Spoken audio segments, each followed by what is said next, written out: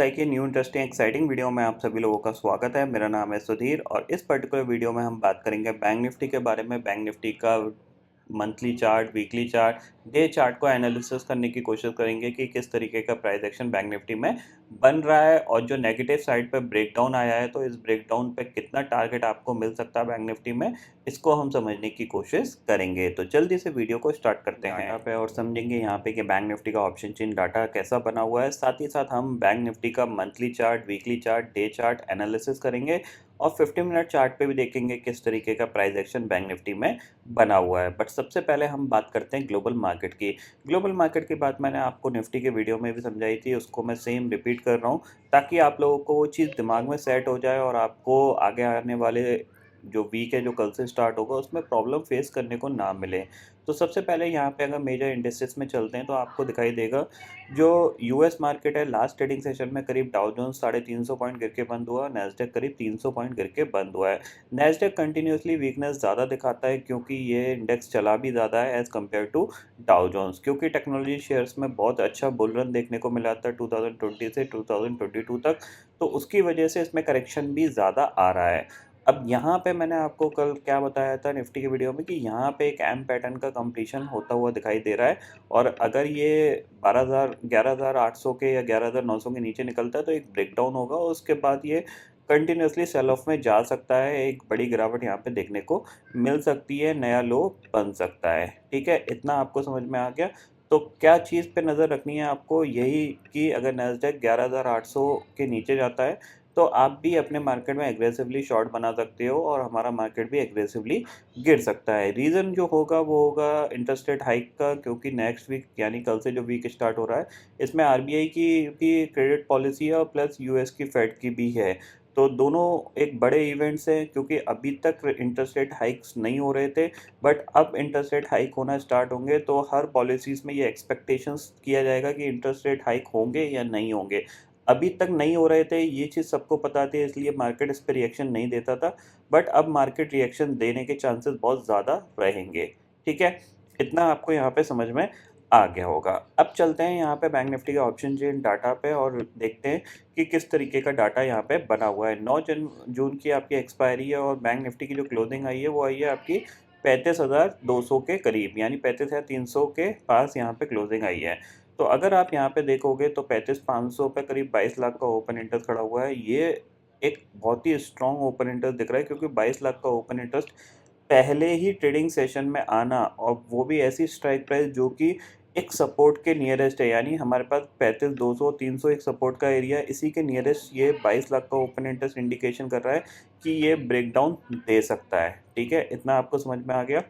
35,500 की पुट पे सिर्फ 13 लाख का ओपन इंटरेस्ट है। 35,000 की कॉल पे बात करें तो करीब 3.2 लाख का ओपन इंटरेस्ट है और पुट पे करीब 13 लाख का ओपन इंटरेस्ट दिख रहा है।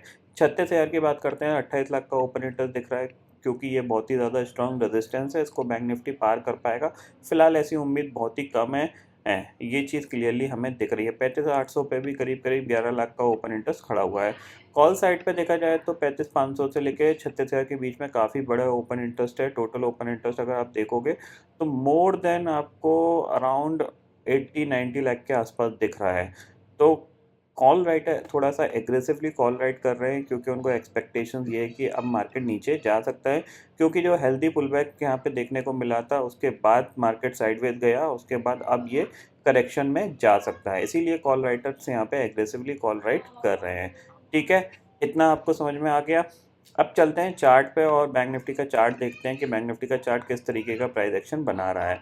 तो सबसे पहले यहाँ पे मंथली चार्ट लगाएंगे और मंथली चार्ट में आपको दिखाई देगा कि देखो यहाँ पे नेगेटिविटी के लिए अगर आप देखोगे तो जो हाई है वो ऑलमोस्ट ये देखो ये नीचे शिफ्ट होता जा रहा है और इस मंथ का हाई भी अभी भी नीचे ही है, हमने इसको क्रॉस नहीं किया है और एक्सपेक्टेशंस बहुत कम है कि 36,200 से 300 के आसपास बैंक निफ्टी ट्रेड करेगा, क्योंकि स्ट्रॉन्ग रेजिस्टेंस की तौर पे निकल के आ रहा है, क्योंकि निफ्टी भी अराउंड 16,800 के आसपास अटक रहा है। तो बैंक निफ्टी के चांसेस बहुत कम है 36,300 400 के लेवल पे जाने के।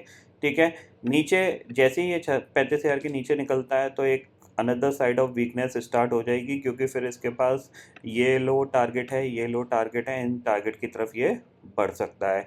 अगर मंथली बेसिस पे देखा जाए तो जो लास्ट से लास्ट मंथ था वहाँ पे हमें एक ऑलमोस्ट इन्वर्टेड हैमर मिला, फिर हमने दोबारा से एक हैमर टाइप की कैंडल बनाई। अगर आप हैमर नहीं बोल सकते तो उसको डोजी बोल दो, और अभी भी हम डोजी टाइप की कैंडल्स पे ही काम कर रहे हैं। तो स्ट्रेट लाइन ऑफ वीकनेस और पॉजिटिवनेस फिलहाल मंथली चार्ट पे हमें नहीं दिख रही है। सिर्फ बैंक निफ्टी कहीं ना कहीं नीचे जाता है, सपोर्ट लेता है और ऊपर क्लोज हो जाता है, थोड़ा सा ऊपर जाता है, रेजिस्टेंस लेता है, नीचे आ जाता है। तो clear cut direction bank Nifty में मंथली चार्ट पे नहीं दिख रही है, बस ये दिख रहा है कि बैंक निफ्टी वीक है। ठीक है, इतना आपको समझ में आ गया होगा। अगर हम यहाँ पे जस्ट समझने की कोशिश करें तो वीकली चार्ट को देखें, तो वीकली चार्ट पे जैसे कि मैंने आपको पिछले वीक भी बताया था कि जो बैंक निफ्टी का स्टैंडर्ड प्रोसेस जो है वो दो ऐसा है कि ये 2 वीक चलता है, उसके बाद एक रेड कैंडल, फिर 2 वीक चलता है, फिर एक रेड कैंडल, 2 वीक गिरता है, फिर एक ग्रीन कैंडल। तो उसी टाइप से यहाँ पे देखो 2 वीक ये चला, उसके बाद एक रेड कैंडल हमें मिल रही है। अब ये रेड कैंडल फॉलोअप में भी यहाँ पे बन सकती है, ये चीज़ आप क्लियरली समझ लीजिए। ठीक है, इतना आपको समझ में आ गया। और अगर प्राइस एक्शन वाइज की बात करें तो यहाँ पे क्लियर कट वीकली चार्ट पे जो प्राइस एक्शन है वो नेगेटिव बना हुआ है, क्योंकि यहाँ पे आप देख रहे हो,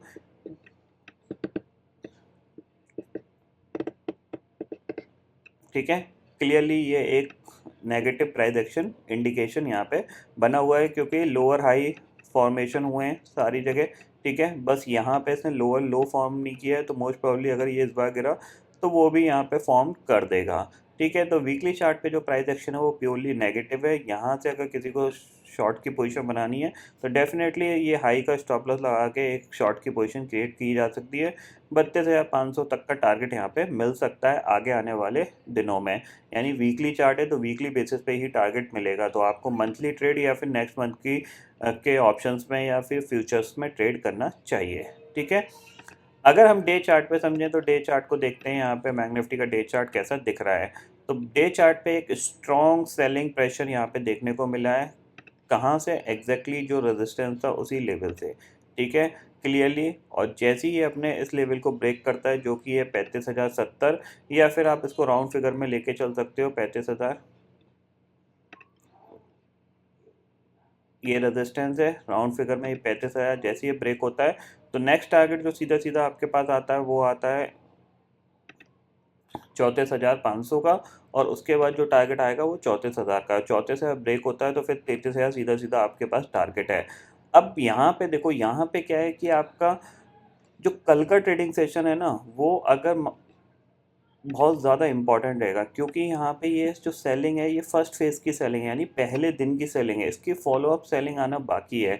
अगर फॉलोअप सेलिंग आती है तो एक अच्छा प्रॉफिट यहाँ पे कमाने को मिल सकता है 300 से 400 पॉइंट बैंक निफ्टी के अंदर। तो डे चार्ट पे एक कंसोलिडेशन का एरिया है और इसका ब्रेकडाउन पे आपको एक अच्छा खासा प्रॉफिट यहाँ पे देखने को मिल सकता है। उसको हम शॉर्टर टर्म के चार्ट पे समझने की कोशिश करेंगे। तो लगाते हैं 15 मिनट का चार्ट फ्रेम और देखते हैं 15 मिनट के चार्ट फ्रेम पे कैसा दिख रहा है। देखो, सिंपल सी चीज़ है, जब ये लास्ट ट्रेडिंग सेशन था तो यहाँ पे मैंने क्लियरली आपको शॉर्ट करने के लिए बोला था। टारगेट मैंने आपको बताया था कि एक ट्रेंडिंग जा सकता है नीचे, आपको 35,300 35,200 तक के टारगेट भी आपको देखने को मिल सकते हैं। ठीक है, तो वैसा ही यहाँ पे हुआ, ये ट्रेंडिंग गया और ट्रेंडिंग के बाद इसने जो क्लोजिंग दी है बिल्कुल डे लो के पास ही क्लोजिंग दी है। अब देखो, अब जो नीचे इसको जहाँ सपोर्ट मिल रहा है उस लेवल की अगर हम बात करें तो वो लेवल था ये। ठीक है, और इसने ऑलमोस्ट ये पूरा गैप फिल कर दिया है। ठीक है, तो अगर ये कल के ट्रेडिंग सेशन में फ्लैट खुलता है, फ्लैट खुल के नीचे मूव करना स्टार्ट करता है, 35,000 को ब्रेक करता है, तो नीचे फिर आपके पास जो टारगेट है वो 34,500 का है, क्लियर कट समझ लीजिए।